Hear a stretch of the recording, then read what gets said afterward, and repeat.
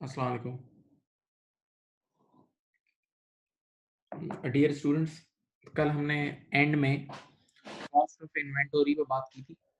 Cost of inventory पे हमारी and में बिल्कुल बात हुई थी, अगर आप लोगों को याद हो। सही। अच्छा, अब ये कुछ आपके सामने आपकी खिदमत में कुछ एंट्रीज हैं जो आपको समझानी है। सुनिए, वो कहानी ये है कि इधर देखें। आपको पता है कि पहली चीज तो ये है कि कॉस्ट ऑफ सेल्स, मैंने पिछले दिनों आपको स्टॉक स्टोलन के केसेस भी पढ़ाए थे, उसमें भी एक बात आई थी कॉस्ट ऑफ सेल्स का वर्ड जो कॉस्ट है, कॉस्ट ऑफ सेल्स। तो कॉस्ट इज लाइक अ खर्चा, कॉस्ट इज लाइक अ खर्चा, कॉस्ट एक खर्चा ही है ना, कॉस्ट है ना। तो कॉस्ट का नेचर एक्सपेंस वाला ही है, तो कॉस्ट ऑफ सेल्स जब भी बढ़ती है तो डेबिट होती है, कम होती है क्रेडिट होती है, बिल्कुल बुनियादी बातें।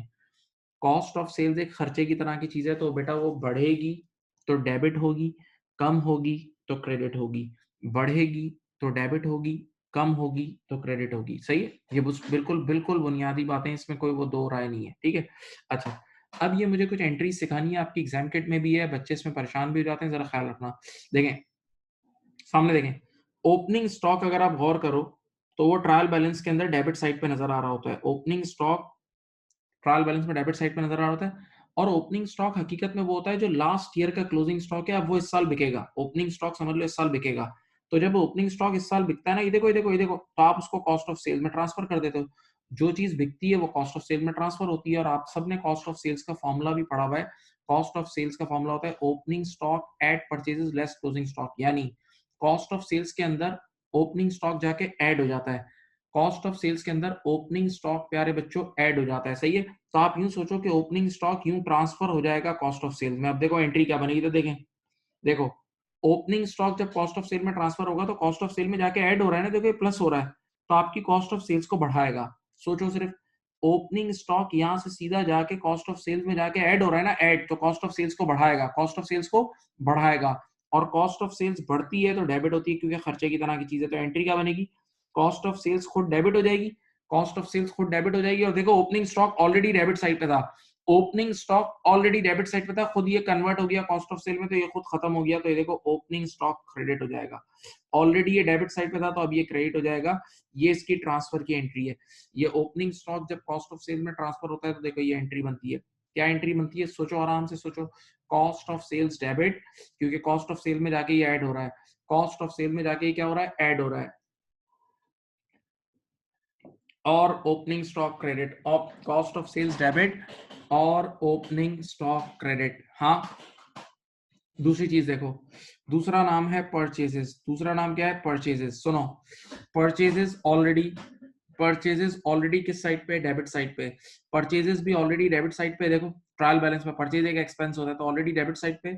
अब देखो ये भी सीधा यहां से परचेजेस आपने बेचने की नीयत से लिए, तो ये भी कॉस्ट ऑफ सेल में ट्रांसफर होगी, और जब ये कॉस्ट ऑफ सेल में ट्रांसफर होगी तो आंखें खोल के देखो, कॉस्ट ऑफ सेल्स के अंदर जाके ये ऐड हो रही है। आंखें खोल के चेक करें, कॉस्ट ऑफ सेल में जाके ये क्या हो रही है, ऐड हो रही है, ऐड। तो ये भी आपकी कॉस्ट ऑफ सेल्स को बढ़ाएगी। सोचो टेक्निकली सोचो, परचेजेस कॉस्ट ऑफ सेल में ट्रांसफर होगी तो कॉस्ट ऑफ सेल में ऐड हो रही है, तो कॉस्ट ऑफ सेल्स को बढ़ाएगी, तो इसकी वजह से भी कॉस्ट ऑफ सेल्स क्या हो जाएगी, डेबिट हो जाएगी। तो cost of sales debit, cost of sales debit, और खुद ये क्रेडिट हो जाएगी, ये खुद ट्रांसफर हो गई ना, तो खुद ये क्रेडिट हो जाएगी। तो इसका मतलब देखो ये दो एंट्रीज एक जैसी हैं, ओपनिंग स्टॉक की और परचेजेस की, दोनों जाके कॉस्ट ऑफ सेल में ऐड हो रही है।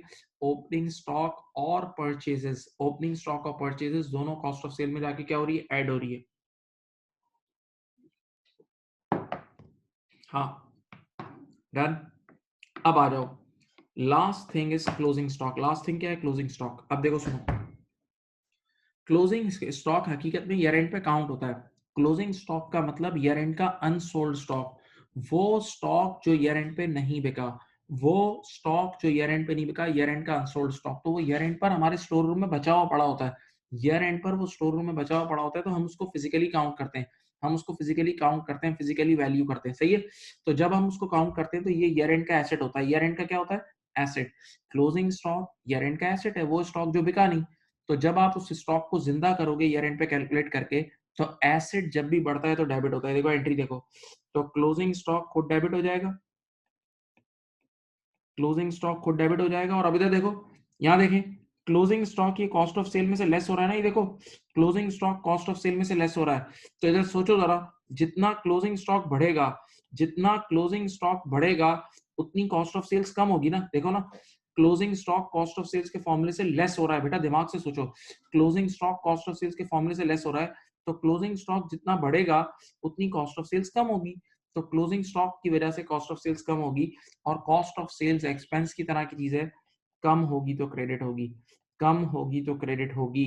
सही है। तो ये देखें, ये तीनों एंट्रीज ध्यान में रखना। एक पहली ओपनिंग स्टॉक की एंट्री है, दूसरी कॉस्ट ऑफ सेल्स के परचेजेस की एंट्री है, और तीसरी क्लोजिंग स्टॉक की एंट्री है with cost of sales.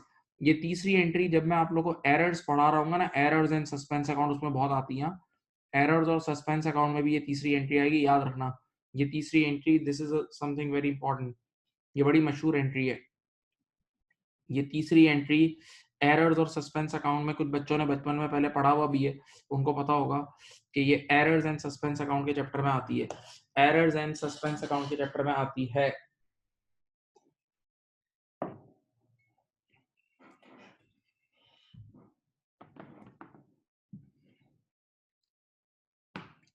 Third entry फिर मैं बता रहा हूँ, एक बार फिर बताता हूँ। थर्ड एंट्री सुनो, देखो क्लोजिंग स्टॉक क्या मतलब क्या है? ईयर एंड का unsold stock. Closing stock means year and unsold stock.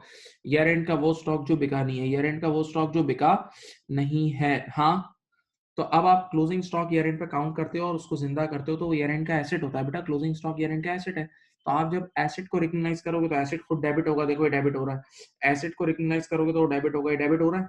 हाँ, और क्लोजिंग स्टॉक इधर देखो, कॉस्ट ऑफ सेल्स के फॉर्मूले में देखो, कॉस्ट ऑफ सेल्स के फॉर्मूले में क्लोजिंग स्टॉक लेस हो रहा है।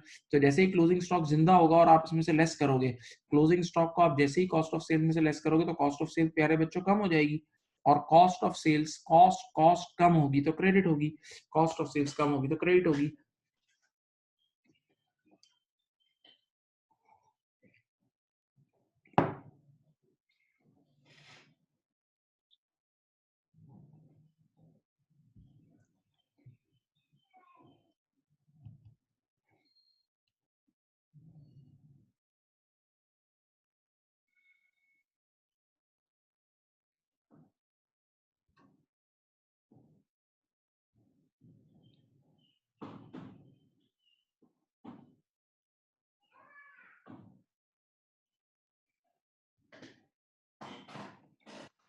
सही।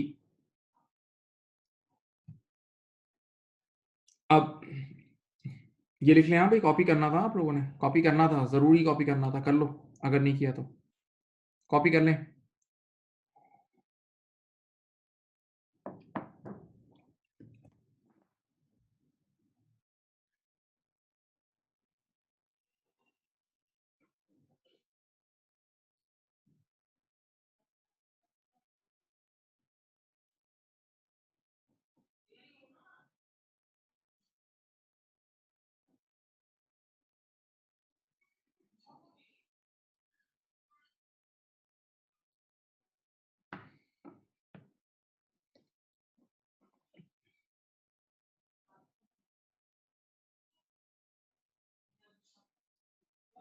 चलो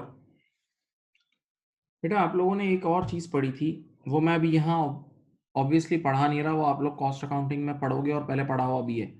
आप लोगों ने एक एरिया पढ़ा था, ये फीफो, लीफो, एफको, याद है? बच्चों ने पढ़ा है। First in first out, last in first out और एवरेज कॉस्ट, ये सब आप लोग पढ़ते थे कॉस्ट अकाउंटिंग में इन्वेंटरी वैल्यूएशन के लिए, याद है? अच्छा, पहले मैं छोटा सा एक हल्का सा बचकाना सा कॉन्सेप्ट दे रहा हूँ, ज्यादा तफसील में नहीं जा रहा, पहले बोल रहा हूँ।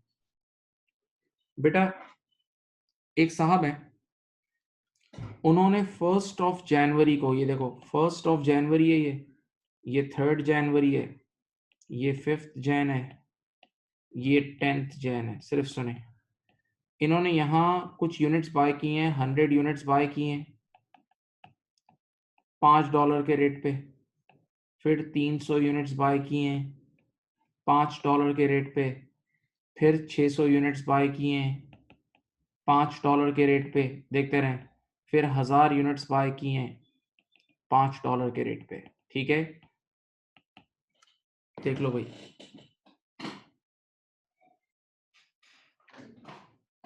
देखो भाई, एक बंदा है जिसने 1 जनवरी को 100 यूनिट्स बाय किए हैं 5 यूनिट के रेट पे, फिर 3 जनवरी को 300 यूनिट बाय किए हैं अगेन $5 के रेट पे, सुनते रहें।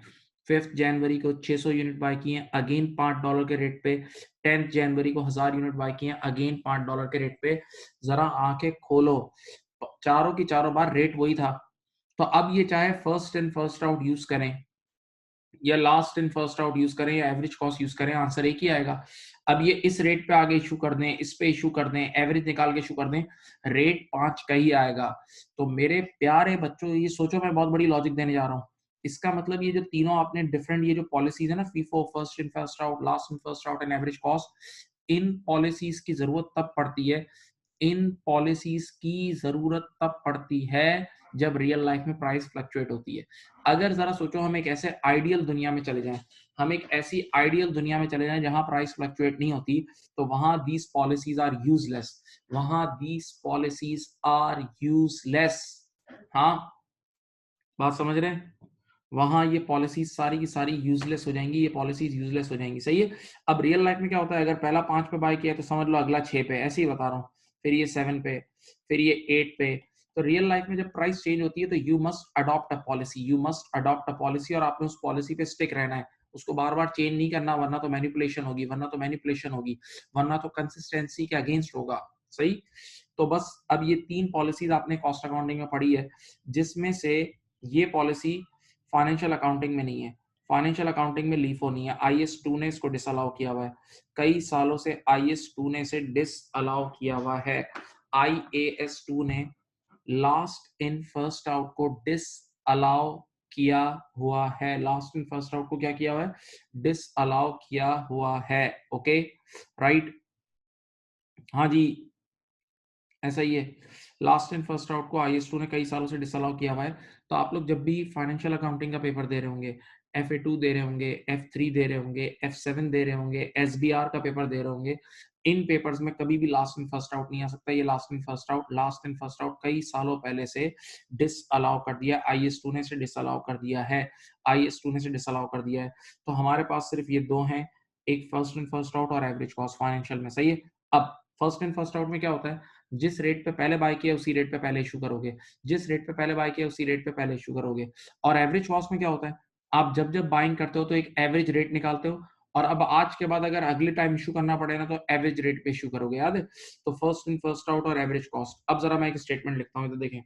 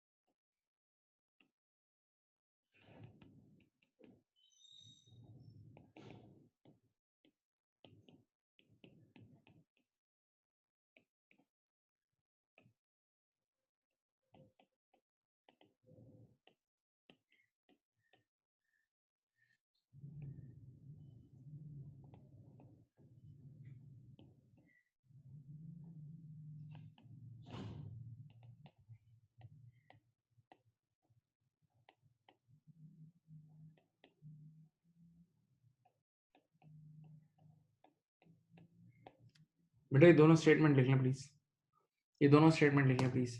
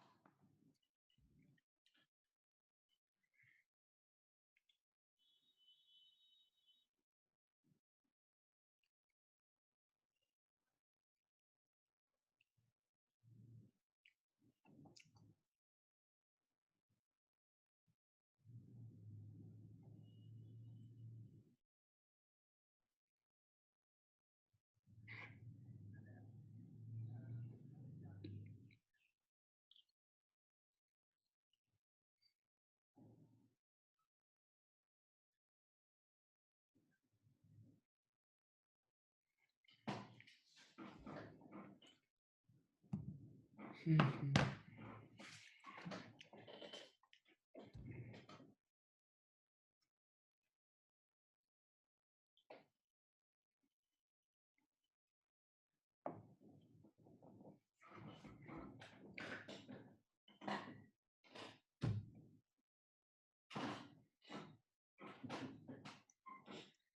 देख लें, कर लिया।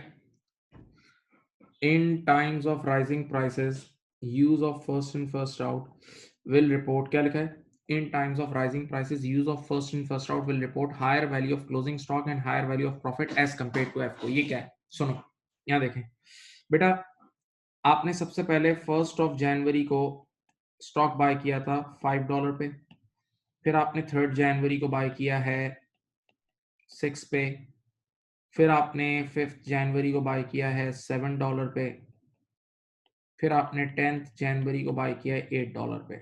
सही है? तो अगर आप गौर करो तो ये सिंपल क्लियर नजर आ रहा है in times of rising prices.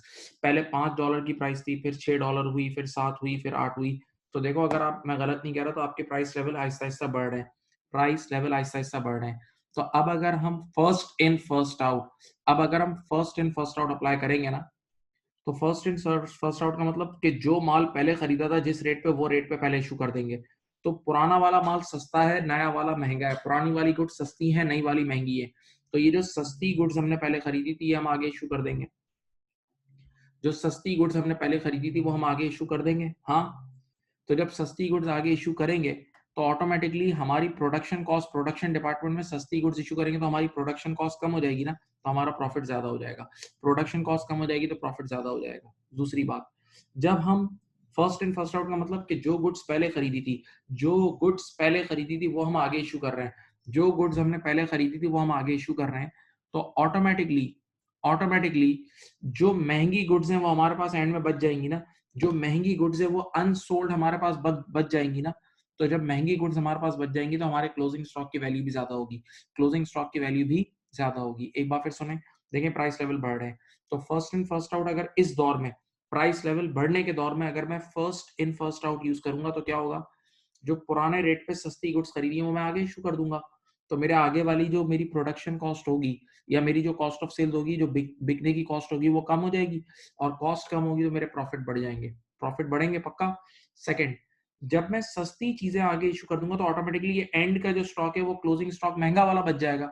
तो मेरे पास क्लोजिंग स्टॉक जो बचेगा उसकी वैल्यू भी ज्यादा होगी, उसकी वैल्यू भी ज्यादा होगी। ओके, तो अब यहाँ देखें, in times of rising prices, use of first in first out will report higher value of closing stock, ये मत भूलना, and higher value of profits as compared to average cost, as compared to average cost। average cost के comparison में हमेशा ही ज्यादा आएगा, लेकिन in times of क्या है? rising prices, in times of rising prices, in times of rising prices। okay, अब यहाँ देखें, ये क्या है? In times of falling prices, in times of falling prices, जब प्राइस लेवल गिर रहे होंगे, जब प्राइस लेवल गिर रहे होंगे, use of FIFO will report lower value of closing stock and lower value of profit as compare to एफको। सोच लो, उसी बात को रिवर्स कर लो। जब प्राइस लेवल गिर रहे होंगे ना, तो मैं महंगी गुड्स आगे इशू कर दूंगा, तो मेरी कॉस्ट ऑफ सेल बढ़ेगी, तो मेरा प्रॉफिट गिर जाएगा। और जब प्राइस लेवल गिर रहे होंगे तो आपके पास first in first out apply करोगे तो क्लोजिंग स्टॉक में ईयर एंड पे सस्ती गुड्स बची हुई होंगी, क्लोजिंग स्टॉक में ईयर एंड पे सस्ती गुड्स बची हुई होंगी, तो आपके क्लोजिंग स्टॉक की वैल्यू भी गिर जाएगी, क्लोजिंग स्टॉक की वैल्यू भी गिर जाएगी, क्लोजिंग स्टॉक की वैल्यू भी गिर जाएगी। हाँ, सही। तो बेटा याद रखना, ये दोनों स्टेटमेंट्स, ये स्टेटमेंट्स भी एग्जामिन होती हैं, ये स्टेटमेंट भी एग्जामिन होती हैं, ये आपको आनी चाहिए, स्टेटमेंट भी एग्जामिन होती हैं, ये आपको आनी चाहिए। ठीक है, लेकिन स्टिल, कॉस्ट अकाउंटिंग के कोर्स में आपको ये सारा फीफो लीफो एक बार फिर पढ़ाया जाएगा, तो उसमें आप लोगों ने करना है। सही है, मैं सेकंड वाली बात फिर रिपीट कर देता हूँ, लिख के बताता हूँ। चलो,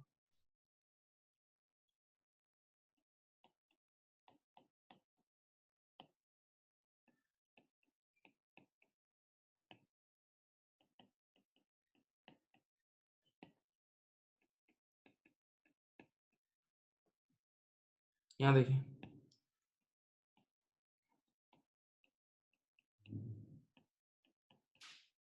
ये देखें, आपने 1 जनवरी को $10 के हिसाब से गुड्स बाय की थी, फिर 9, फिर 8 और फिर 6। ये कौन सा दौर है? In times of falling prices. In times of falling prices है, तो जब प्राइस लेवल गिर रहे होंगे और मैं first in first out apply करूंगा, जब प्राइस लेवल गिर रहे होंगे और मैं first in first out apply करूंगा, तो मैं ये जो पुराने वाली गुड्स है, ये देखो महंगी है, पुरानी वाली महंगी है, तो जो पहले खरीदते हैं वही आगे इशू कर दूंगा। तो महंगी गुड्स आगे इशू करूंगा, तो मेरे प्रोडक्शन कॉस्ट, मेरी कॉस्ट ऑफ सेल सब बढ़ जाएगी। तो जब मेरी कॉस्ट ऑफ सेल बढ़ जाएगी तो मेरे प्रॉफिट्स कम आएंगे, प्रॉफिट्स कम आएंगे। सही है? ओके। दूसरी बात, जब मैं महंगी वाली गुड्स, ये पुरानी वाली महंगी आगे इशू कर दूंगा, तो जो एंड में अनसोल्ड बचेगी वो सस्ती बचेगी ना। जो एंड में अनसोल्ड बचेगी वो कौन सी बचेगी? सस्ती गुड्स बच जाएगी। और जब सस्ती गुड्स ईयर एंड पे अनसोल्ड बच जाएगी, जब सस्ती वाली गुड्स ईयर एंड पे अनसोल्ड बच जाएगी, ईयर एंड पे अनसोल्ड बच जाएगी, तो ऐसी सूरत हाल में मेरी तरफ देखें, ऐसी सूरत हाल में मेरे क्लोजिंग स्टॉक की वैल्यू कम आएगी as compare to average cost, as compare to average cost. Okay. एक और बात बताता हूं, सुनो। यहां देखें, ये एक अकाउंटिंग पीरियड है, ये सेकंड अकाउंटिंग पीरियड है और ये थर्ड, ये 3 अकाउंटिंग पीरियड मैंने आपके सामने बनाए हैं। सही है? अब जरा एक एक डायरेक्टर्स की एक शरारत है जो कि इजाजत नहीं है। डायरेक्टर्स एक शरारत करते हैं जिसकी इजाजत नहीं है। सुनो, लेटेस्ट से पहला अकाउंटिंग पीरियड है, इस साल प्राइस लेवल बढ़ रहे थे, इस साल प्राइस लेवल क्या हो रहे थे? इंक्रीज हो रहे थे। तो डायरेक्टर इतना चालाक था कि डायरेक्टर को पता है कि जब प्राइस लेवल बढ़ रहे होते हैं तो फर्स्ट इन फर्स्ट आउट से प्रॉफिट मैक्सिमाइज होता है। जब प्राइस लेवल बढ़ रहे होते हैं तो फर्स्ट इन फर्स्ट आउट से प्रॉफिट मैक्सिमाइज होता है। तो उसने फौरन से फीफो अप्लाई करके प्रॉफिट मैक्सिमाइज कर दिया, फौरन से फीफो अप्लाई करके प्रॉफिट मैक्सिमाइज कर दिया। सही है? राइट। फिर अगले साल क्या हुआ? प्राइस लेवल गिरने लगे, अगले साल प्राइस लेवल गिरने लगे, तो उसने फौरन से क्या करा? वो जंप मार के एवरेज कॉस्ट पे आ गया, वो जंप मार के एवरेज कॉस्ट पे आ गया, क्योंकि जब प्राइस लेवल गिरते हैं तो फीफो का प्रॉफिट कम होता है, एफको का ज्यादा होता है। जब प्राइस लेवल गिर रहे होते हैं तो फीफो का कम होता है और एफको का ज्यादा होता है। सही है? फिर अगले साल प्राइस लेवल बढ़ने लगे, फिर अगले साल प्राइस लेवल बढ़ने लगे, तो ये बड़ा चालाक है, इसको पता है जब प्राइस लेवल बढ़ते हैं तो फीफो का प्रॉफिट ज्यादा होता है, तो फौरन से जंप मार के फीफो पे आ गया, फौरन से जंप मार के फीफो पे आ गया। भाई, इस तरह की चीजें नॉट अलाउड है, ये चीजें नॉट अलाउड है। ये जो आप अकाउंटिंग पॉलिसी को चेंज कर रहे हो ना, फौरन फौरन स्विच कर रहे हो, ये अलाउड नहीं है। अगर ये चीज अलाउ करते तो लोग देखो इस तरह की मैनिपुलेशन करेंगे, जब मर्जी जाएगी, जब मर्जी आएगी अपने प्रॉफिट को बढ़ा के रिपोर्ट कर देंगे, जब उनका दिल चाहेगा वो अपने प्रॉफिट को बढ़ा चढ़ा के रिपोर्ट कर देंगे। तो इस तरह की चीज अलाउड नहीं है, इस तरह की चीज अलाउड नहीं है, इस तरह की चीज अलाउड नहीं है।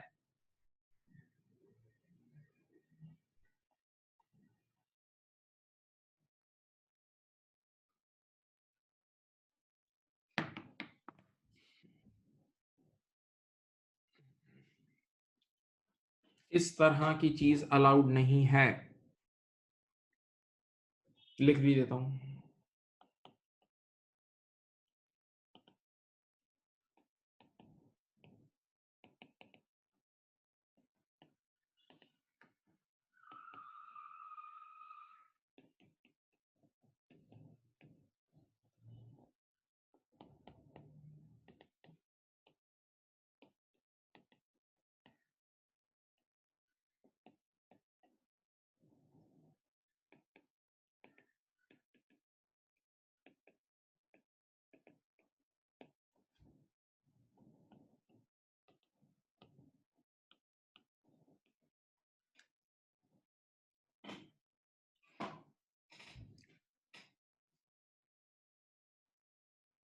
लिख लें बेटा, ये स्टेटमेंट लिख लें, ये स्टेटमेंट लिख लो भाई।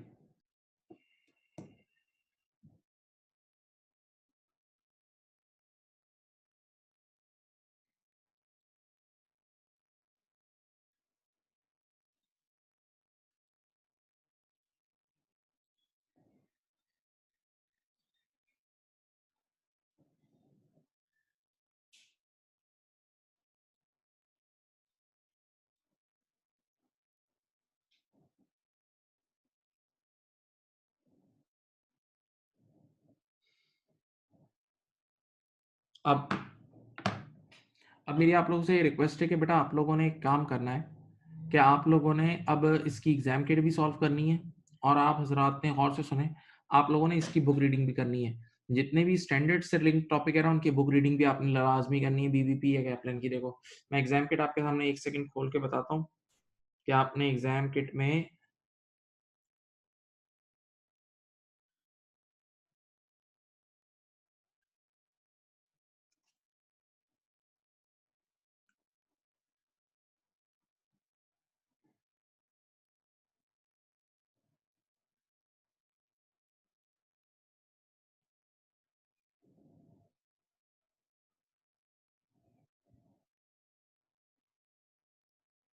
एक सेकंड, हाँ, मैं ढूँढता हूँ आपके लिए।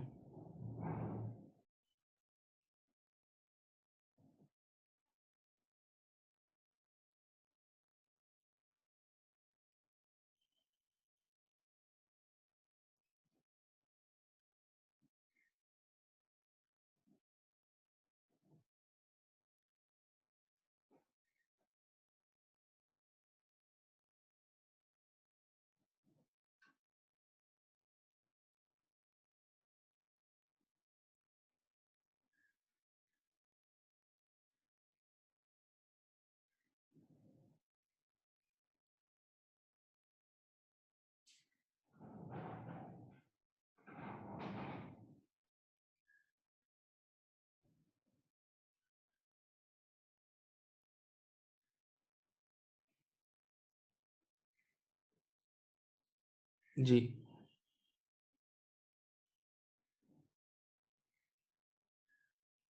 यहाँ से देखिए, एग्ज़ाम किट का पेज नंबर 22 है, ये जो मेरे सामने किट खुली हुई है ना, उसका पेज नंबर 22 है। क्वेश्चन नंबर देखो, ये एमसीक्यू नंबर 89 से ये शुरू होगा। एमसीक्यू नंबर 89 से स्टार्ट होगा, ये देखो सारा, ये सारा।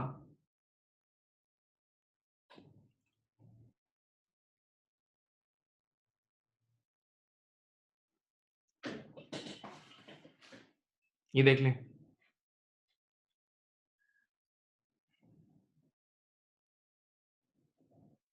ये 94, 95, 96 ये सब, ये सारी चीज़ें देख लो, ये सारी चीज़ें,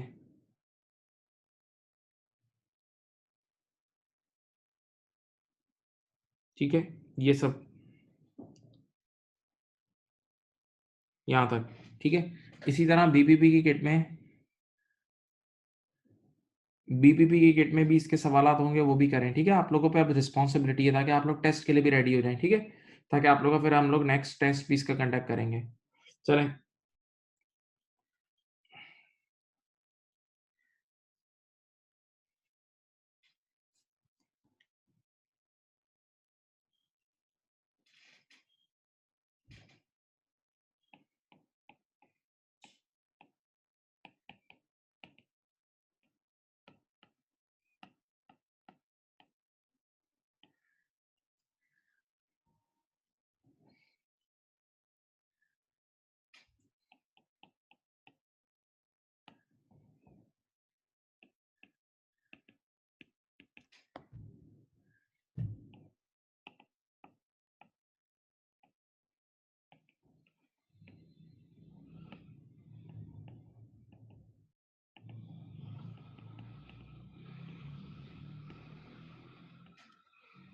मैं कुछ बेसिक्स लिख रहा हूँ फिर बता रहा हूँ।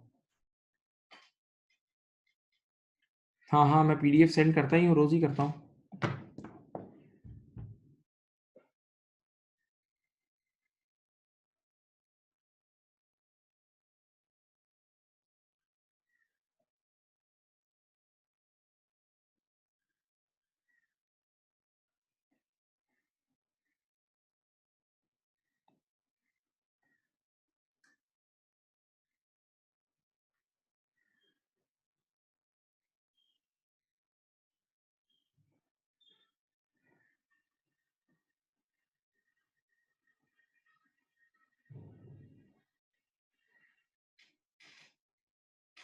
चलो,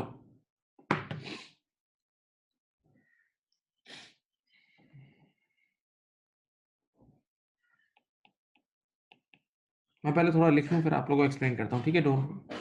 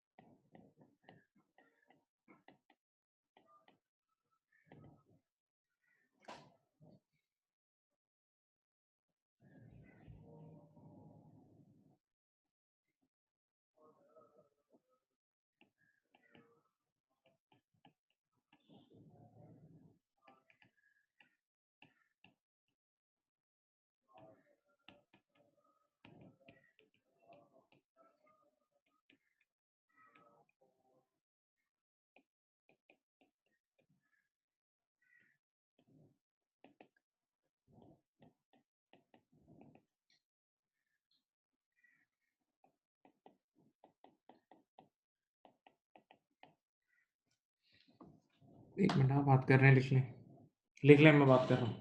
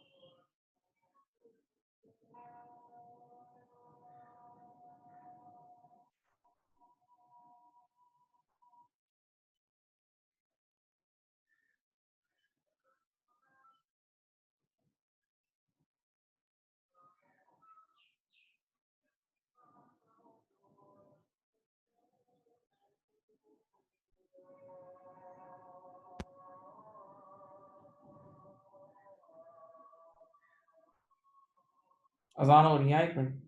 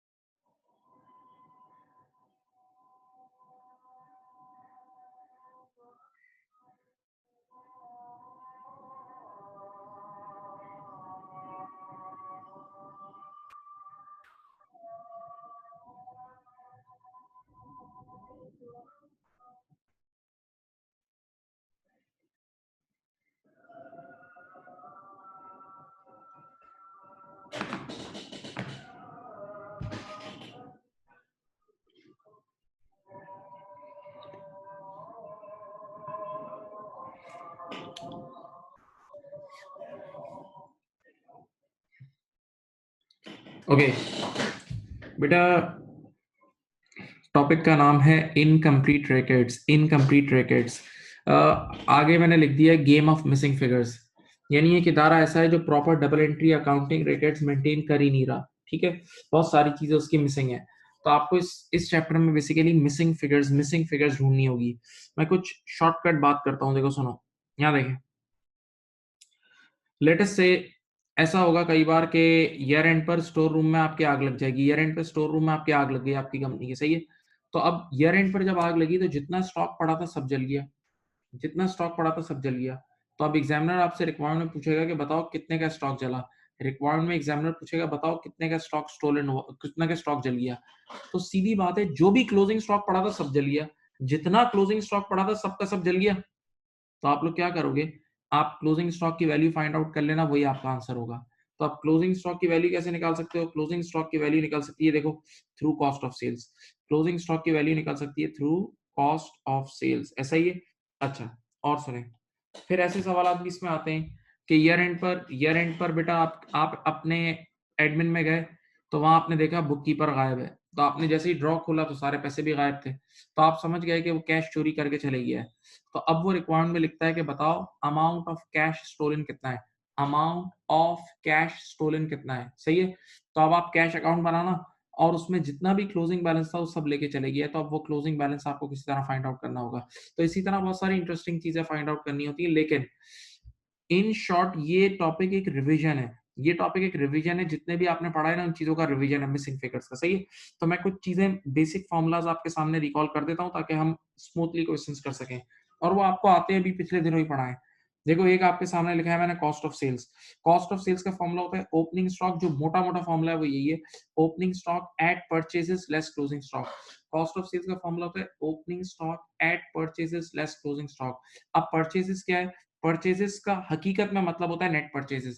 परचेजेस का हकीकत में मतलब क्या होता है? Net purchases. और नेट परचेजेस का मतलब क्या है कि अगर आपको कभी कैरेज इनवर्ट गिवन है वो इसमें ऐड कर लेना, रिटर्न आउटवर्ड इसमें से लेस कर लेना, स्टॉक ड्राइंग्स लेस कर लेना, स्टॉक स्टोरेज लेस कर लेना, तो नेट परचेजेस आ जाएगी, सही है। अभी पिछले दिनों ही आपको जब इन्वेंटरी स्टोरेज का लेक्चर दिया था उसके साथ ये सब बातें समझाई थी, सही है। तो अगर ये वाली चीजें भी गिवन है, स्टॉक ड्राइंग्स, स्टॉक स्टोलन, तो इन सबको भी एडजस्ट कर लेना, लेकिन कुछ सवाल में नहीं गिवन होती, तो फिर मोटा मोटा फॉर्मूला क्या यूज होगा? Cost of sales equal to opening stock at purchases less closing stock. Cost of sales equal to opening stock at purchases less closing stock, सही है। अब इधर देखें, यहां देखें, ओपनिंग स्टॉक है आपके पास 10, एक मिसाल दे रहा हूं, क्लोजिंग स्टॉक कितना है 30, और परचेजेस 100 की है। Required cost of sales, required क्या है? सीओएस। अब देखो यहाँ सीओएस का फॉर्मूला क्या है? ऊपर देखो, ओपनिंग स्टॉक पहले लिखा आपने 10 प्लस परचेजेस कितनी है बेटा? 100 लेस क्लोजिंग स्टॉक कितना है? 30। तो you will get answer of 80। You will get answer of cost of sales कितनी आ गई? 80 आ गई। अब जरा यहाँ देखें, ये तो बहुत सिंपल सा सवाल था, बच्चे ने कहा ये तो कराने की जरूरत भी नहीं थी, मैंने कहा वाकई बहुत आसान था बेटा। अब इस सवाल में आपको ओपनिंग और क्लोजिंग स्टॉक तैयार गिवन था, इस क्वेश्चन में आपको ओपनिंग और क्लोजिंग स्टॉक क्या गिवन था? तैयार गिवन था। देखें यहाँ, ओपनिंग और क्लोजिंग स्टॉक आपको तैयार रेडी गिवन था, सही है। अब कभी कभार क्या होता है बताऊं, आपको ओपनिंग और क्लोजिंग स्टॉक नहीं गिवन होता, बल्कि direct increase in stock during the year given होता है। एक मिनट, ओपनिंग स्टॉक 10 है, क्लोजिंग 30 है, इसका मतलब ओवर द पीरियड स्टॉक 20 से बढ़ रहा है ना भाई। ओपनिंग स्टॉक 10 है, क्लोजिंग 30 है, तो ओवर द पीरियड 20 से बढ़ रहा है। तो अब ना वो आपको क्वेश्चन में ओपनिंग स्टॉक देगा ना क्लोजिंग स्टॉक, डायरेक्ट देगा increase in stock during the year. 20 purchases दे दी उसने और रिक्वायर्ड कॉस्ट ऑफ सेल्स। अब जब कभी भी आपको स्टॉक का इंक्रीज या decrease during the year given होगा, इंक्रीज और decrease in stock during the year given होगा, तो आप डमी फिगर से सॉल्व करना। कैसे? आप अपनी तरफ से यहां देखें, आप यहां यूं लिखना, आपने लिखा ओपनिंग स्टॉक, फिर लिखा यूं क्लोजिंग स्टॉक। देखो हाँ, ओपनिंग स्टॉक 0 ले लिया, क्लोजिंग स्टॉक 20 ले लिया। ओपनिंग स्टॉक 0 ले लिया, क्लोजिंग स्टॉक 20 ले लिया, 20 रुपए से बढ़ गया। बच्चे ने कहा ये नंबर अच्छा नहीं है, मैंने कहा ठीक है। ओपनिंग 50 ले लो, क्लोजिंग 70 ले लो, 20 से बढ़ गया, ये भी अच्छा नहीं है। अच्छा, ओपनिंग 60, क्लोजिंग 80, कोई भी दो नंबर अज्यूम कर लो, कोई भी दो नंबर अज्यूम कर लो, लेकिन वो 20 से बढ़ रहे हो, 20 से बढ़ रहे हो, सही है। तो आप वो पैकेट यूज कर सकते हो। अब मैं पहला पेयर यूज कर रहा हूं, मैं पहला वाला पेयर यूज कर रहा हूं जिसमें ओपनिंग स्टॉक कितना है, जिसमें मेरे प्यारे बच्चों, जिसमें ओपनिंग स्टॉक है, जिसमें ओपनिंग स्टॉक है पहले वाले पेयर में, ओपनिंग स्टॉक कितना है बोलो? 0 और क्लोजिंग स्टॉक 20। अब ये देखो फॉर्मूला आपके सामने, कॉस्ट ऑफ सेल लिखा, ओपनिंग स्टॉक मैंने 0 लिया बेटा, परचेजेस कितनी है? 100 है, और क्लोजिंग स्टॉक 20 ले लिया, तो कॉस्ट ऑफ सेल्स आपके पास आ गया है 80 का। कॉस्ट ऑफ सेल्स आपके पास कितना आ गया है? सीओएस माय डियर स्टूडेंट आपके पास आया है 80 का। सीओएस आपके पास कितने का आया है? 80 का आया है। कॉस्ट ऑफ सेल्स 80 का आया है। ओके, राइट, हाँ, पक्का। तो आप देखो, वैसे नॉर्मली क्वेश्चन में ओपनिंग और क्लोजिंग स्टॉक गिवन होता है, अगर ओपनिंग और क्लोजिंग स्टॉक नहीं गिवन होगा तो इंक्रीज या decrease in stock during the year given होगा। इंक्रीज और decrease in stock during the year जब भी गिवन होगा तो डमी फिगर्स ले लेना। Increase in stock during the year का मतलब ओपनिंग कम है, क्लोजिंग ज्यादा है, सही है। और decrease in stock during the year का मतलब ओपनिंग ज्यादा है, क्लोजिंग कम है, सही है। चलो कॉपी कर लो, कॉपी कर लो प्लीज। एक्टिव एक्टिव कॉपी करना है यार प्लीज।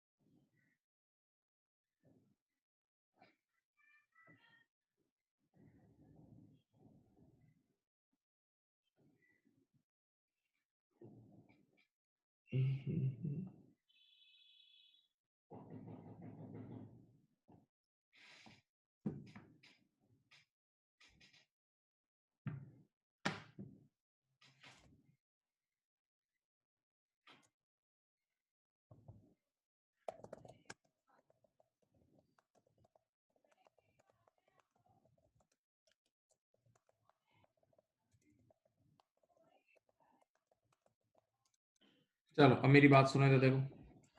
अच्छा बेटा, आप लोगों ने सब बच्चों को markup margin markup margin markup margin पहले पढ़ाया हुआ है, और मार्कअप मार्जिन बहुत बार बीच में वो आना चाहिए, इस चैप्टर में बहुत जरूरी है।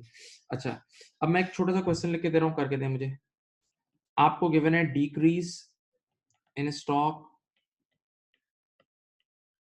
ड्यूरिंग द ईयर 30, और परचेसेस गिवन है 150 की, एक मिनट, और स्टॉक ड्राइंग्स गिवन है, स्टॉक ड्राइंग्स याद है, स्टॉक ड्राइंग्स 20 की, रिक्वायर्ड कॉस्ट ऑफ सेल्स। करो भाई, करो, सॉल्व करो,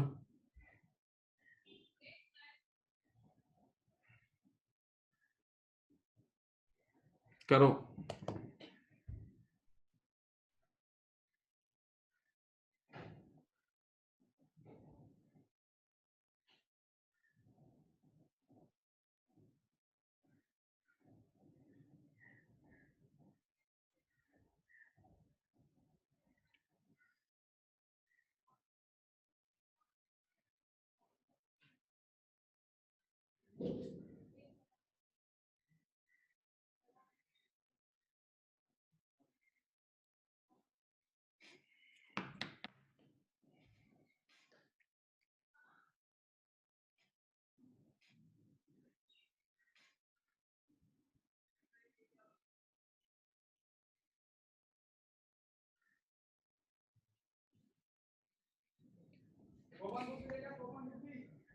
चले जी,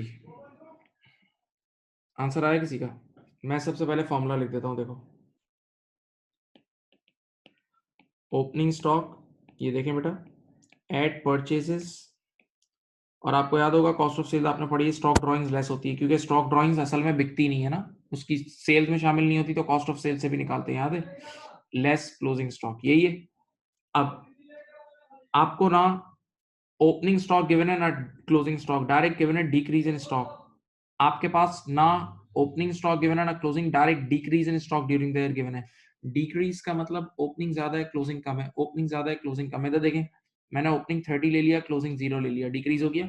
ओपनिंग स्टॉक 30 ले लिया, क्लोजिंग 0 ले लिया।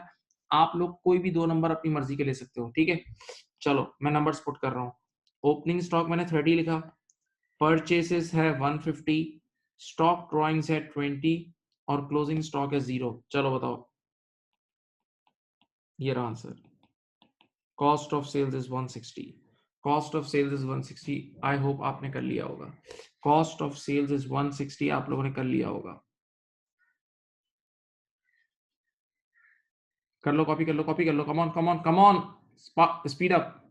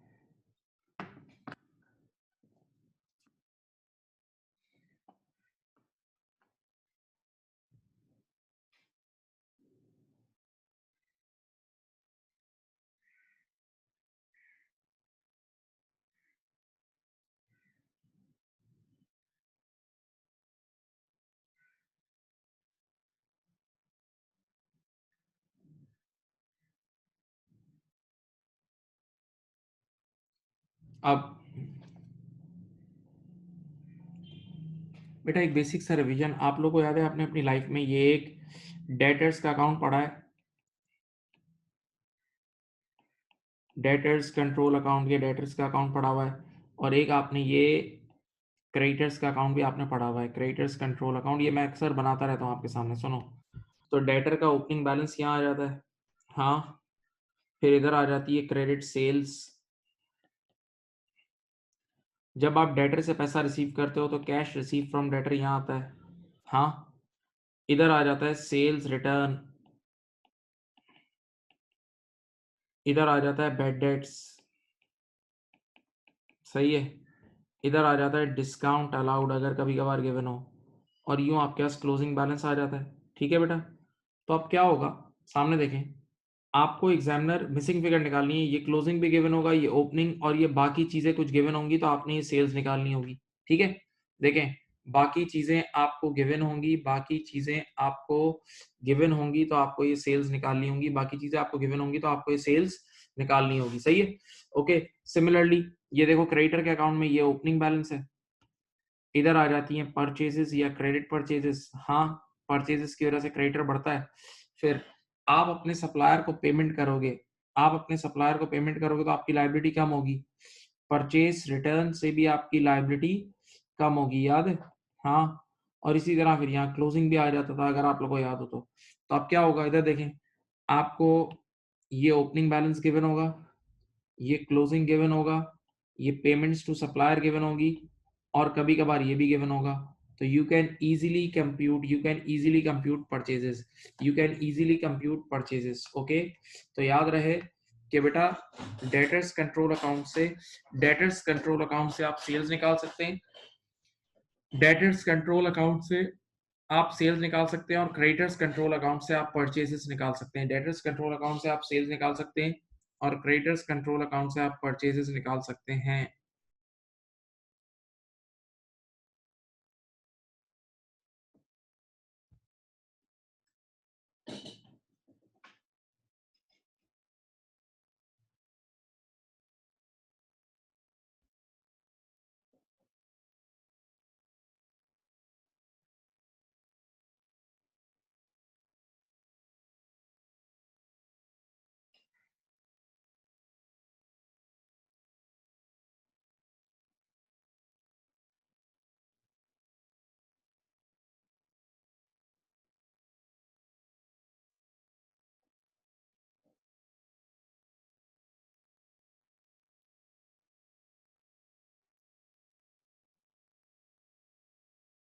बेटा कॉपी कर लें अगर करना है तो,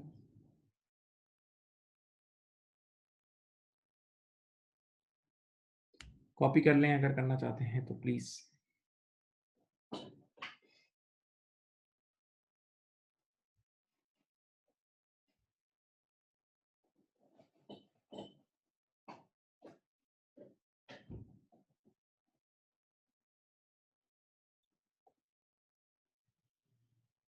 चलो, D A means discount allowed, D A means discount allowed, D A means discount allowed. चलो मैं आपके सामने एक क्वेश्चन सॉल्व करता हूँ, यहाँ देखें, एक क्वेश्चन आप लोगों के पास ये अपनी बुक्स में अगर आप चाहें तो ढूंढ लें, इनकम्प्लीट रिकॉर्ड्स होगा, देखो बुक के अंदर ढूंढ लो, एक चैप्टर होगा इनकम्प्लीट रिकॉर्ड्स, देख लें, पेज नंबर बता दें, अगर अपनी एमएचए वाली बुक में देखें तो आपके पास इनकम्प्लीट रिकॉर्ड्स होगा, प्लीज ढूंढ लें, पेज नंबर बता दें मुझे अगर यहाँ बता सकते हैं तो। पेज नंबर 85 है, पेज नंबर 85 है बेटा, पेज नंबर 85 है। ओके, चलो अब question number 1, Vacket is a sole trader. The information shown in the table is given in respect of his accounting year ending 31st December 1996.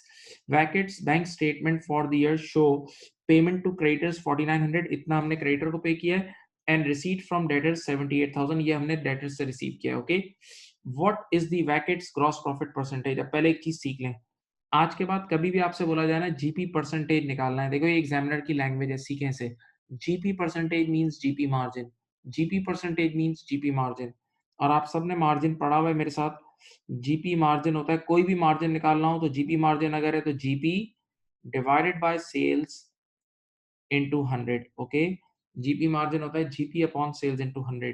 ठीक है जी। अब ये आपके सामने क्वेश्चन है और ये आपने निकालना है जीपी मार्जिन। जीपी मार्जिन होता है GP upon sales into 100, GP upon sales into 100। अच्छा, अब अगर मुझे इस क्वेश्चन में जीतना है तो मुझे दो चीजें चाहिए होंगी, एक जीपी और एक सेल्स। मैंने क्वेश्चन को एक नजर देखना शुरू किया। देखें क्वेश्चन को एक नजर देखें। अगर आप क्वेश्चन को एक नजर देखें तो आपको एकदम डेटर के बैलेंसेस नजर आ रहे हैं। देख लो, डेटर के बैलेंसेस नजर आ रहे हैं, डेटर का ओपनिंग और क्लोजिंग नजर आ रहा है। तो एकदम एक सेकंड में मुझे क्लिक हुआ कि मैं डेटर्स का अकाउंट बना के सेल्स निकाल सकता हूँ। मुझे एक सेकंड में क्लिक हुआ कि मैं डेटर्स का अकाउंट बना के सेल्स निकाल सकता हूँ। सही है। तो देखें मैंने एक अदद डेटर का अकाउंट आपके सामने बना लिया। ये देखो, बताएं डेटर का आपके पास ओपनिंग कितना है? डेटर का ओपनिंग है 4350। डेटर का क्लोजिंग देखो कितना है? 5300। ये देख लें बेटा, डेटर का ओपनिंग है 4350, डेटर का क्लोजिंग 5300 है। और रिसीट्स फ्रॉम डेटर कितना है? डेटर से पैसा कितना आया है? डेटर से पैसा आया है 78,000। ओके बेटा, कैश रिसीट्स फ्रॉम डेटर ये देख लो ऊपर 78,000। तो आपको पता है जब भी डेटर से पैसा आता है खुद डेटर कम हो जाता है, डेटर से पैसा आता है तो खुद डेटर कम हो जाता है। अब और कोई चीज भी नहीं गिवन है डेटर के अकाउंट से रिलेटेड बेटा, और कोई चीज भी नहीं गिवन है। तो अगर मैं इन दोनों को ऐड करूं और इसे लेस करूं तो ऑटोमेटिकली क्या यहाँ मुझे सेल्स नहीं मिल जाएगी? ये देखो, यहाँ सेल्स का नंबर नहीं आ जाएगा? बताओ कितना है?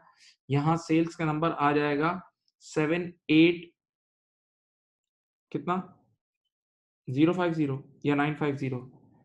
कितना आया? 78950 आ रहा है। कितना आ रहा है? या 7, सेल्स बताओ कितनी आ रही है?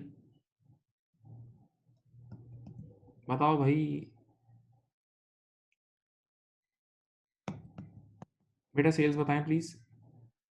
78950 सेल्स आ रही है, 78950। ओके, आपने सबसे पहली चीज निकाल ली सेल्स। सबसे पहली चीज क्या निकाल ली? सेल्स। ठीक है, अब अभी नहीं लिखना। ये देखें, हल्की सी पहली फतह आ गई। आपने डिनोमिनेटर में सेल्स फिट कर दी 78950, डिनोमिनेटर में आराम से सेल फिट कर दी 78950। अब आपको चाहिए न्यूमरेटर। अब आपको चाहिए न्यूमरेटर यानी जीपी। बेटा असलियत में आपको चाहिए था जीपी मार्जिन। तो जीपी मार्जिन के लिए आपको चाहिए होता है GP upon sales into 100। GP upon sales into 100। तो सेल्स तो आप लोगों ने निकाल लिए, सेल्स तो आप लोगों ने निकाल लिए। अब आपको अगली चीज चाहिए ग्रॉस प्रॉफिट। अगली चीज क्या चाहिए? Gross profit. सही है, इधर देखो। तो ग्रॉस प्रॉफिट के लिए my dear student, gross profit के लिए आपके पास, यहां देखें, ग्रॉस प्रॉफिट के लिए मैंने एक चीज सोची। देखो, सेल्स में से अगर मैं कॉस्ट ऑफ सेल लेस कर दूं बेटा, तो देखें अगर सेल्स में से मैं कॉस्ट ऑफ सेल लेस कर दूं तो वेरी नेक्स्ट सेकंड मेरे पास जीपी आ जाएगा। बस आराम से सुनो भाई, अगर मुझे जीपी निकालना है ना तो सेल्स में से कॉस्ट ऑफ सेल लेस कर दूं तो जीपी आ जाएगा। तो अब अगर मैं चाहता हूं कि मुझे जीपी निकालना है तो मुझे पहले चाहिए कॉस्ट ऑफ सेल्स, क्योंकि सेल्स तो है मेरे पास, सेल्स तो है। अगर किसी तरह मेरे पास कॉस्ट ऑफ सेल आ जाए तो जीपी भी आ जाएगा। अब बताओ बेटा, कॉस्ट ऑफ सेल्स का खुद का फॉर्मूला क्या होता है? इधर देखें, कॉस्ट ऑफ सेल्स का अपना फॉर्मूला होता है opening stock at purchases minus closing stock. ठीक है, यहां देखें, बताएं, इधर देखें, ओपनिंग स्टॉक मेरे पास कितना है? ओपनिंग स्टॉक और क्लोजिंग स्टॉक शायद मेरे पास गिवन है, ये रहा। ये देखो, कॉस्ट ऑफ सेल निकालने के लिए क्वेश्चन में ओपनिंग स्टॉक और क्लोजिंग स्टॉक बेटा देख लो गिवन है 6100 एंड 2500। 6100 का ओपनिंग स्टॉक है और 2500 का क्लोजिंग स्टॉक है। सही है, ओके। तो अब जरा इधर देखो, यहाँ देखो, फिर मैं रुक गया। मुझे कॉस्ट ऑफ सेल निकालने के लिए तीन चीजें चाहिए थी, opening stock at purchases less closing stock. तो ओपनिंग और क्लोजिंग स्टॉक तो क्वेश्चन में रेडीमेड गिवन है, लेकिन परचेजेस गायब है। तो मैंने थोड़ा सा सोचना शुरू किया और क्वेश्चन को एक नजर देखा तो मुझे ये नजर आया क्रेडिटर के बैलेंसेस। क्रेडिटर के balances.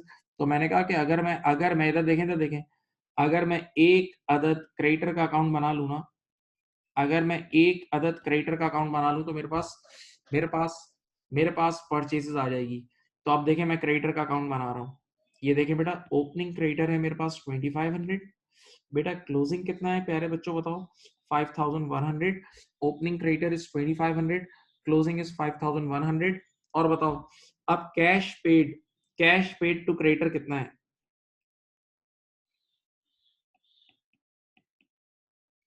Cash paid to creditor है 49100। कैश पेड टू क्रेडिटर है 49,100। हाँ, अब मुझे बताओ बेटा, ये आपके पास यहाँ आ गई, इस साइड पे आ गई परचेसेस, परचेसेस आ गई, इस साइड पे आपके पास आ गई परचेसेस। चलो बताओ कितनी आई? 51,700, 51,700 आपके पास, ये देखो परचेसेस आ गई। 51,700 की आपके पास क्या आ गई? परचेसेस आ गई है। सही है, मैं रुक रहा हूं, 1 मिनट देख लो। क्रेडिटर्स के अकाउंट से परचेसेस निकाल ली। अब आ जाओ यहाँ, परचेसेस को फिट कर देता हूँ, 51,700। चलो बताओ कॉस्ट ऑफ सेल्स कितनी आई?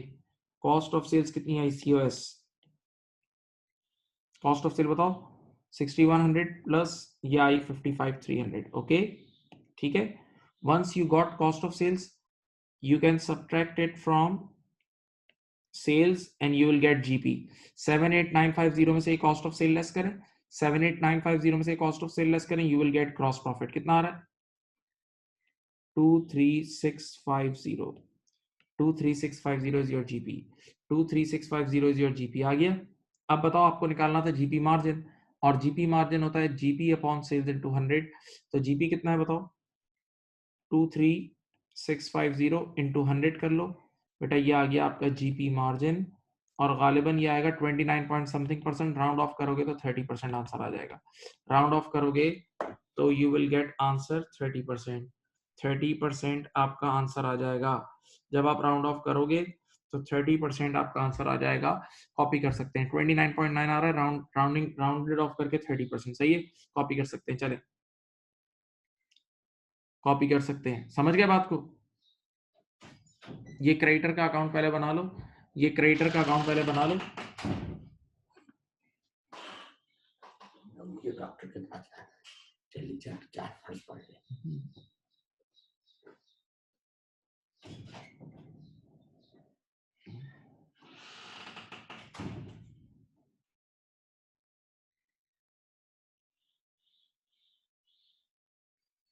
बेटा ये अकाउंट क्वेश्चन कॉपी कर लें, ये क्रेडिटर का अकाउंट भी कॉपी कर लें पहले, ताकि मैं क्वेश्चन मूव कर दूं, आप नीचे का एरिया भी कॉपी करें।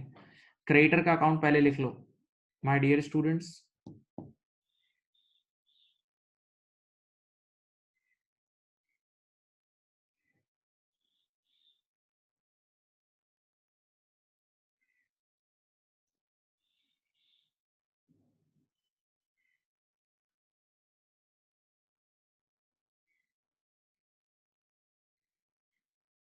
ये लें, कॉपी कर लें।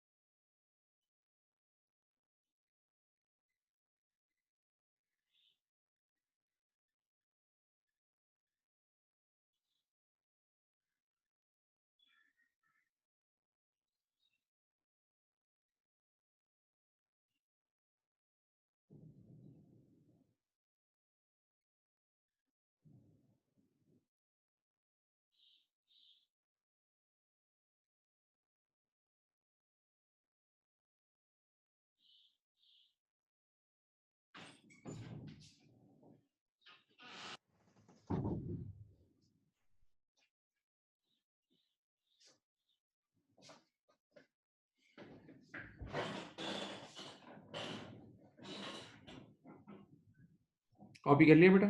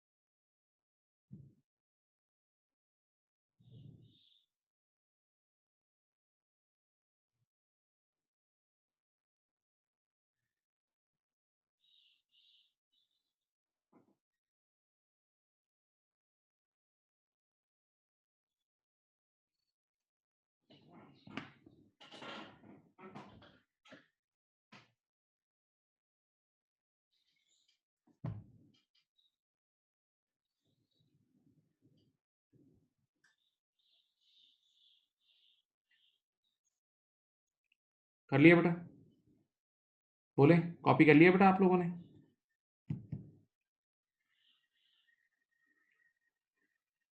बच्चों कॉपी कर लिया?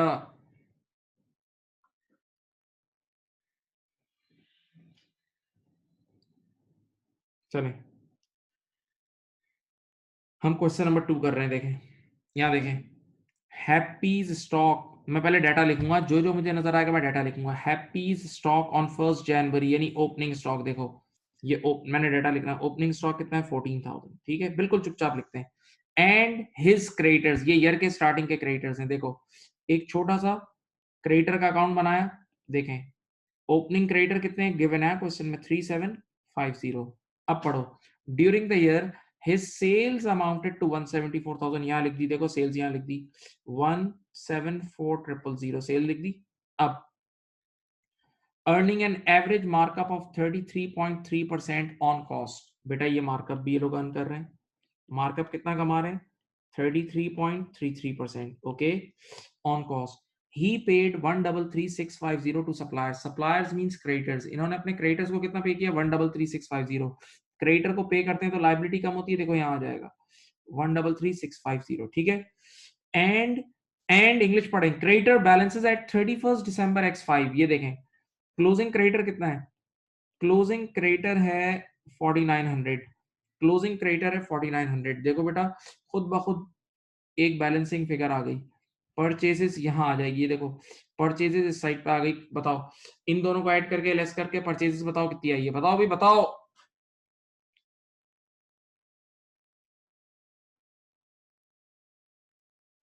परचेजेस बताओ कितनी है बेटा, इन दोनों को ऐड करके लेस करो यार।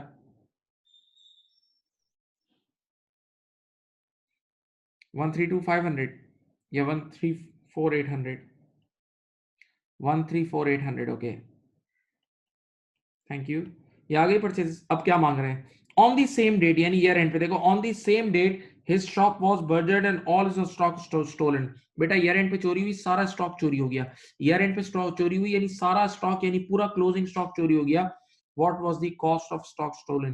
तो बेटा आप खुद सोचो, जितना क्लोजिंग स्टॉक पड़ा था सब चोरी हो गया, तो जितना क्लोजिंग स्टॉक का मतलब जितना स्टॉक पड़ा था यानी क्लोजिंग स्टॉक चोरी हो गया, तो हमें क्लोजिंग स्टॉक निकालना है।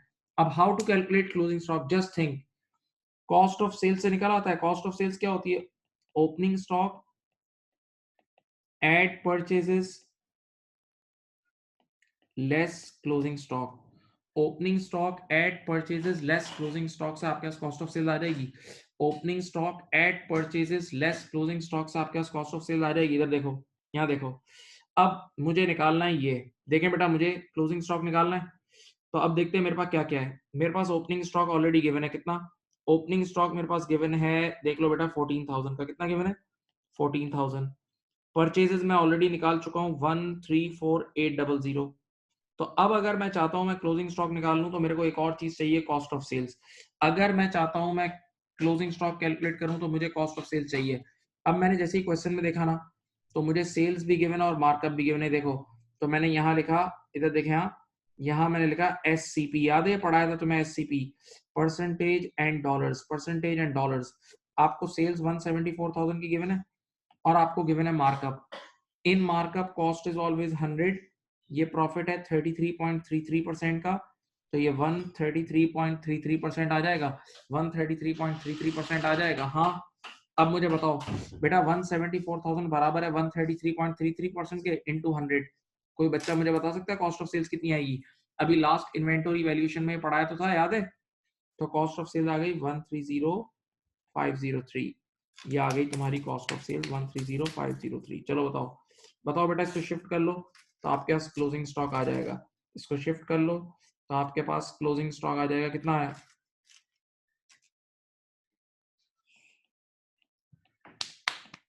18297, 18297 is your closing stock, 18297 is your closing stock, सही है। प्लीज ये कॉपी कर लें, सब बच्चे कॉपी कर लें, सब बच्चे कॉपी कर लें प्लीज।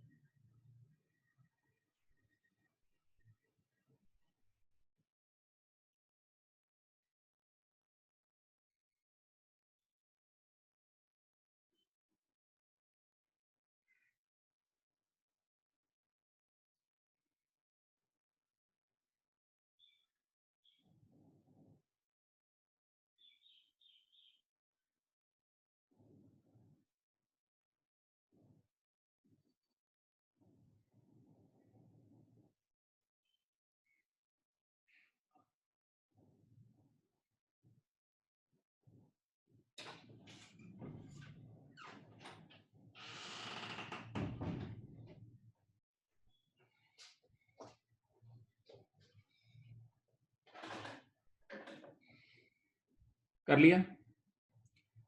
कर लिया? कॉपीड? बेटा कॉपी कर लिए?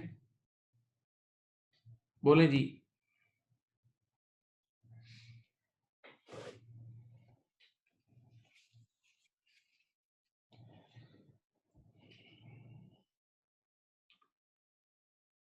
कॉपी कर लिया है, बोलो। चलें, अब ये 2 सवाल आप लोगों ने खुद करने, ये ट्राई करें। Question number 3 and question number 4। Question number 3 and 4 आपके पास हैं 6 minutes. Question number 3 and question number 4, please start, please start. Question number 3 and 4।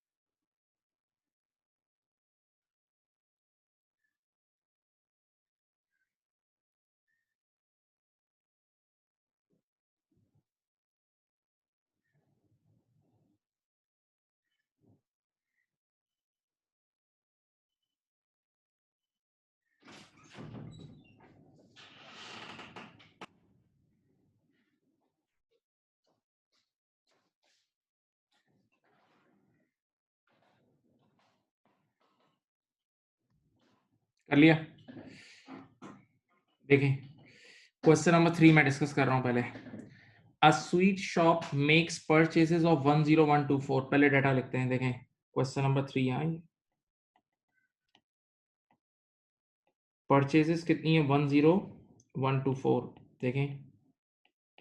And sales of 13260, sales कितनी है 13260, सिर्फ डाटा लिख रहा हूं।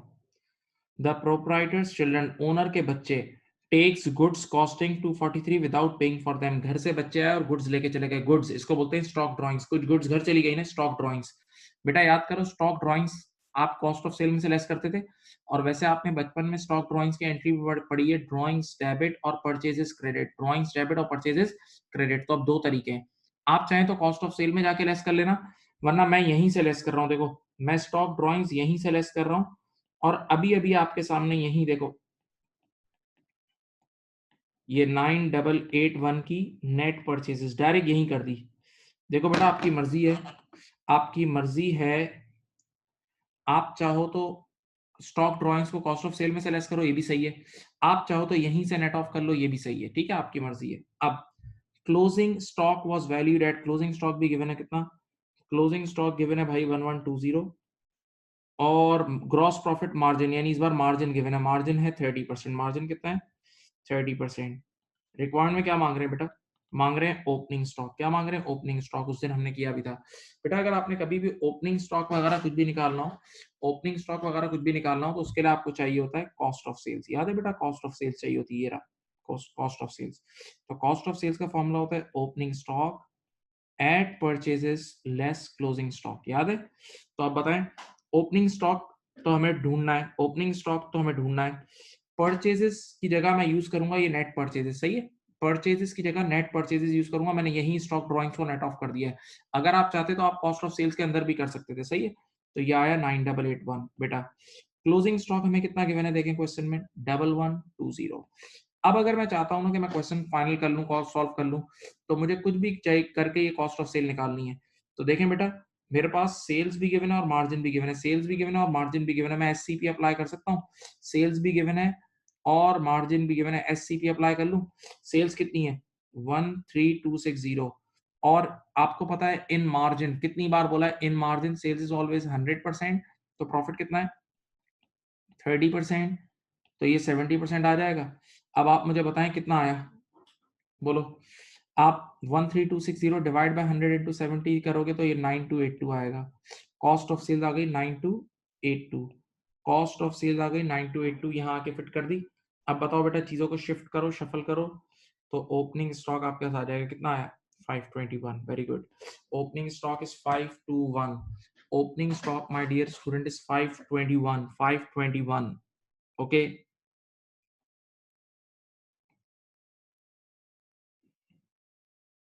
क्वेश्चन नंबर 4 वैसा ही सवाल है, सिंपल सवाल है, खुद करो। क्वेश्चन नंबर 4 खुद कर लेना, 3 कॉपी कर लें, 4 सिंपल है, खुद ही करो। 4 का आंसर क्या आ रहा है आप लोग का, 15,000 आ रहा है।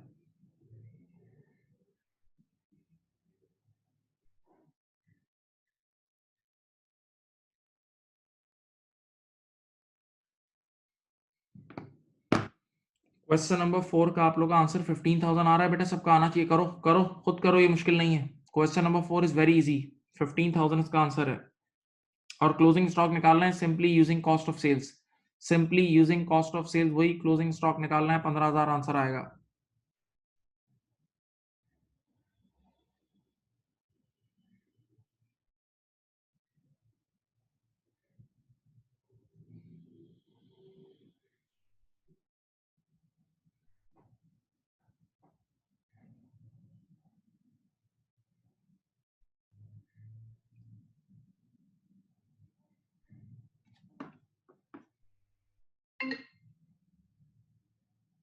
चलें, अब आप लोग करें क्वेश्चन नंबर 5 और 6। बेटा अब अपनी बुक निकाल लें, जहां भी बैठे हैं बुक निकालें अपनी, और उसमें नेक्स्ट पेज पे वही जो आप लोग कर रहे थे ना, इसी इन्हीं पेजेस पे 5 6 7 8 9 10, 5 6 7 8 9 10 करो करो, जल्दी करो, ये 5 और 6, चलो start.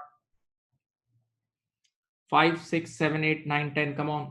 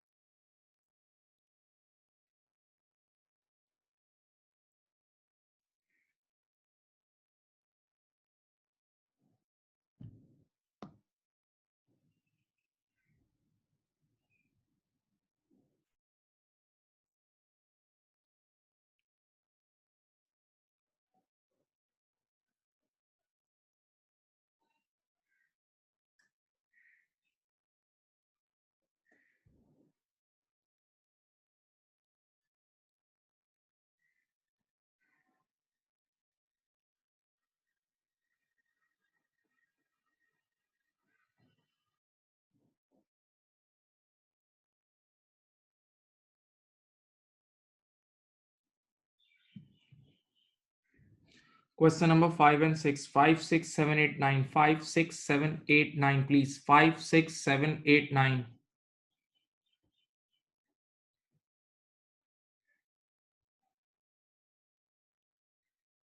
Question number 5, 6, 7, 8, 9. 5, 6 is very easy. 5, 6 में डेटर का अकाउंट बनेगा. 5 में डेटर का अकाउंट बनेगा. 6 में आपके वही SCP वाला काम होगा, कॉस्ट ऑफ सेल्स वाला. ये करें. 7, 8, 9 is very good. 7, 8, 9 is good.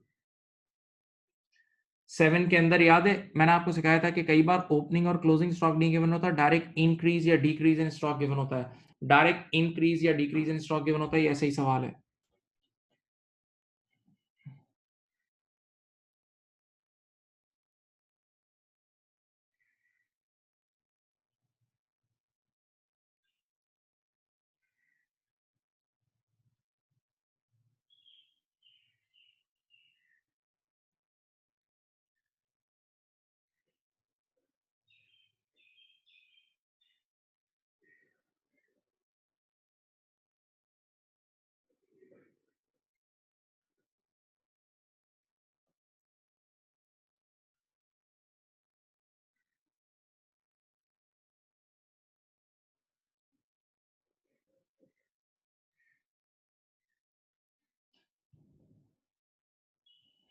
कर लें बेटा.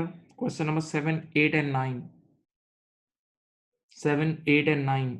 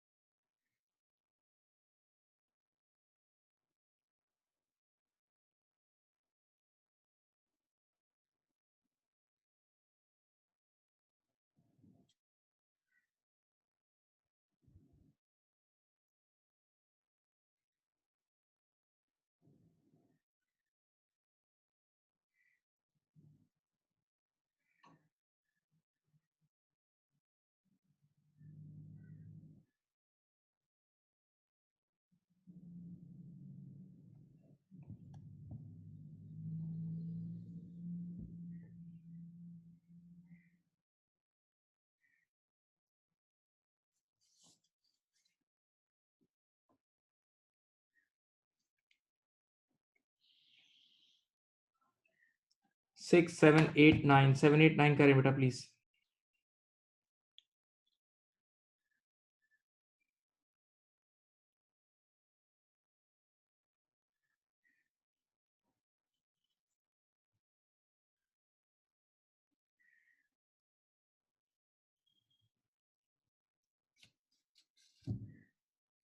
चलें अब देखें आप. मैं 5 आपके साथ डिस्कस करता हूँ. 5 में क्या है? 5 में you need to make a simple debtor account. एक डेटर अकाउंट बनेगा, रिसीवेबल का अकाउंट बनेगा. देखो खुद सॉल्व हो जाएगा. ओपनिंग ट्रेड डेटर्स कितने हैं? 4,555. ठीक है. क्लोजिंग ट्रेड डेटर्स है 3,835. कैश रिसीव कितना है? डेटर से जो पैसा आता है वो इधर आता है. कितना आता है? 3,3,435. और बेटा एक और चीज है, बेड डेट्स. बेड डेट से भी डेटर कम होते हैं, आप सब जानते हैं. तो कितना है बेड डेट?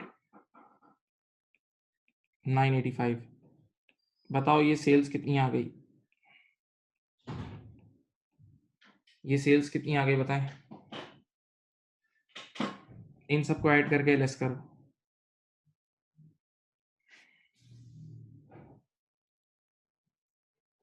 33,700 नहीं, 33,700 सही है. ये आपकी क्रेडिट सेल आ गई 33,700. ओके, आसान सवाल था. इसी तरह क्वेश्चन नंबर 6 देखें. क्वेश्चन नंबर 6 में you need to calculate sales. Sales simple निकलेगी SCP से, लेकिन पहले एक मिनट ठहरो. ये देखो आपको गिवन है margin. In margin sales is always 100. ये 25 तो ये 75. ठीक है. अब सेल्स निकालने के लिए कॉस्ट ऑफ सेल चाहिए. तो कॉस्ट ऑफ सेल्स का अपना फॉर्मूला क्या है? Opening stock eight purchases less closing stock. देखो ओपनिंग स्टॉक भी गिवन है कितना 8400 बेटा, परचेजेस कितनी गिवन है 202 900 90 और क्लोजिंग स्टॉक कितना गिवन है 3230। ठीक है, तो ये आपके पास आ जाएगी कॉस्ट ऑफ सेल्स। ये आपके पास आ जाएगी कॉस्ट ऑफ सेल्स। कितनी आई कॉस्ट ऑफ सेल्स बोलो?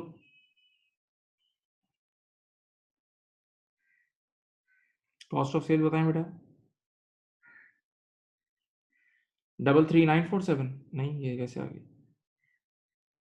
25460। Thank you. 25460 ओके। एक बार कॉस्ट ऑफ सेल आ गई, अब एससीपी में पुट करो और निकाल लो। यहां लिखा कॉस्ट के सामने लिख दिया 25460। ठीक है, और आपको क्या निकालनी है? सेल्स निकालनी है ना। चलो 25460 बराबर 75 के, 25460 बराबर कितने के? 75 के। इंटू 100 कर लो, 33947। 33947 is your answer. 33947 is your answer. ये रहा 947, या किसी ने बच्चों ने 950 बता रहे हैं, वो राउंड ऑफ कर रहे हैं। चले, क्लोज आंसर है। कर लिया था ये कर लिया था, बोलो।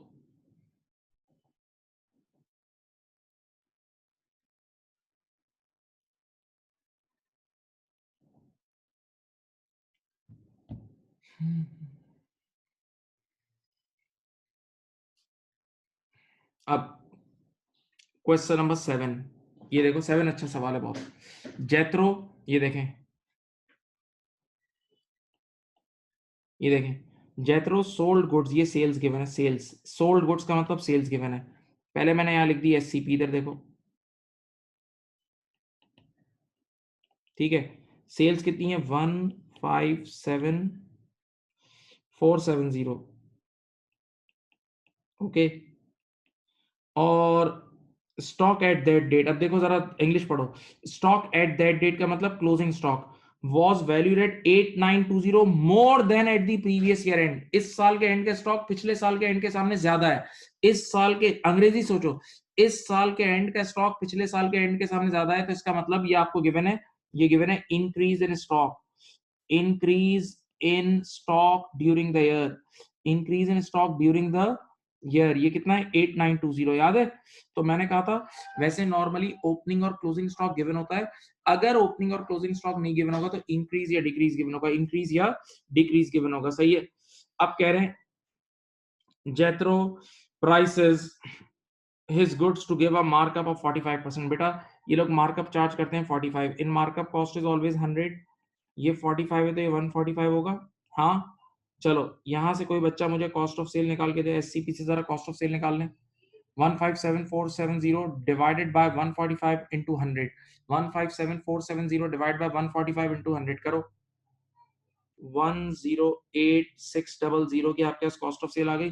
अब मांग क्या रहे हैं वो? बेटा परचेजेस मांग रहे हैं, परचेजेस मांग रहे हैं। इधर देखो, तो परचेजेस कैसे निकलता है? कॉस्ट ऑफ सेल से ही। देखो कॉस्ट ऑफ सेल लिखा, opening stock add purchases less closing stock. एक मिनट।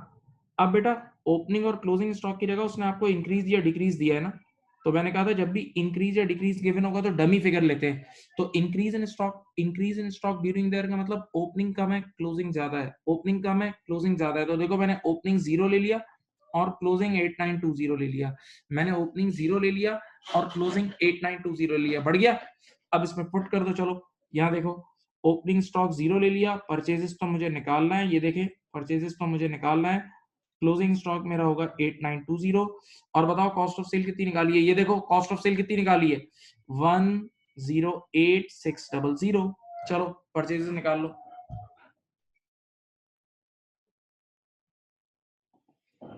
परचेजेस बताओ।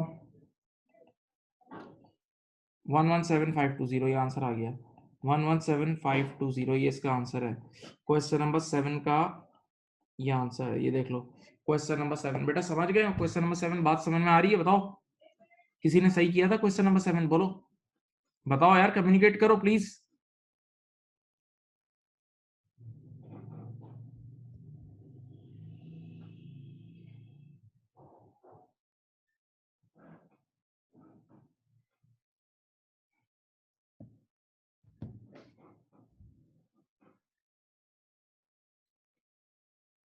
बेटा देखो इंक्रीज इन, मुझे कैसे पता लगा इंक्रीज इन स्टॉक, ये देखो पढ़ो, ये लिखा हुआ है स्टॉक एट दैट डेट, यानी ईयर एंड पे, हम लोग ईयर एंड पे खड़े हैं, stock at that date was valued at 8920 more than at the previous year and.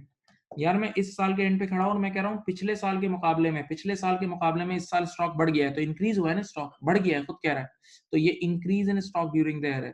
और जब भी increase in stock during the year होगा तो आप डमी फिगर लोगे, चाहे इंक्रीज हो या डिक्रीज हो, हमेशा डमी फिगर लोगे। तो आपने ओपनिंग स्टॉक 0 ले लिया और क्लोजिंग स्टॉक 8920 ले लिया।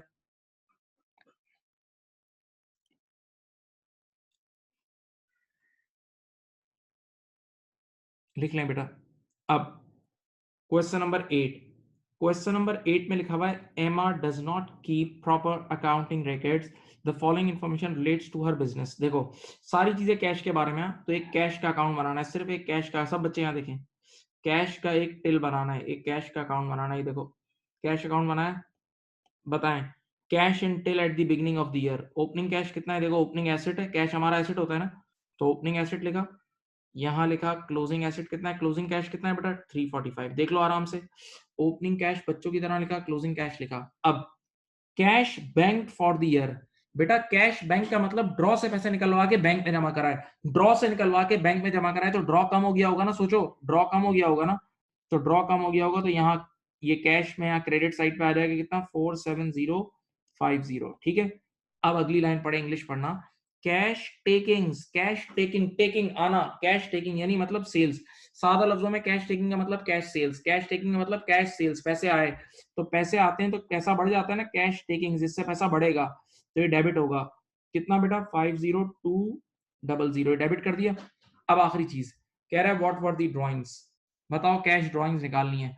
सीधी बात है बेटा, जब आप ड्राइंग्स करते हो, मेरी तरफ देखो, जब आप ड्राइंग्स करते हो तो पैसे घर यहाँ से लेके घर जाते हो ना, आप ड्रॉ से पैसे निकाल के ले जाओगे ना, तो देखो ड्रॉ कम होगा ना बेटा, सोचिए जब आप कैश ड्राइंग्स करेंगे तो ड्रॉ से पैसे निकाल के घर ले जाएंगे, तो ड्रॉ कम हो जाएगा ना, तो ड्रॉ कम होगा तो यहाँ क्रेडिट साइड पे आ जाएगा ड्राइंग्स। बेटा ये देखें, यहाँ आपने आराम से एक बैलेंसिंग फिगर निकाल लें, आराम से एक बैलेंसिंग फिगर निकाल लें, कितनी आ रही है माय डियर स्टूडेंट, ये आ रही होगी 3070, ये आपका आंसर है, 3070 is your answer, 3070 is your answer,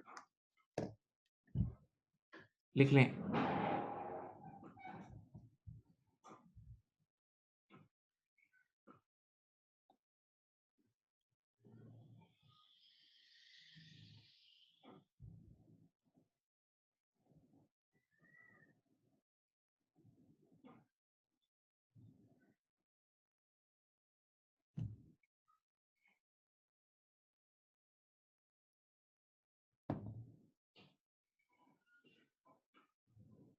हाँ जी,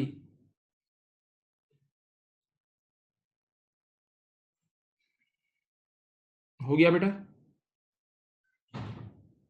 अब क्वेश्चन नंबर 9 आप लोग खुद करें, आसान सा है, question number 9 is very easy यार, वही एससीपी से हो जाएगा। देखें क्वेश्चन नंबर 9 में सिंपल एससीपी यूज करना, आपको सेल्स गिवन है, देखो सेल्स आपके पास है, ये देखो सेल्स गिवन है कितनी 35700, हाँ इधर मार्कअप में कॉस्ट 100 होगा, ये 20 तो ये 120, यहाँ से कॉस्ट ऑफ सेल निकालना, फिर कॉस्ट ऑफ सेल्स के फॉर्मूले में opening stock add purchases less closing stock, याद है ये, तो आपको पास ओपनिंग स्टॉक और क्लोजिंग स्टॉक भी गिवन है, ओपनिंग स्टॉक 3100 गिवन है, क्लोजिंग स्टॉक गिवन है आपके पास 5000, सही है।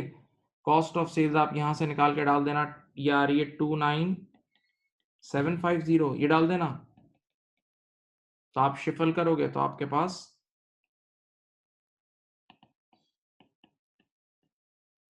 ये आ जाएगी, देख लो, देख लो, ये कोई बिग डील नहीं थी, question number 9 not a big deal at all, कुछ भी नहीं था।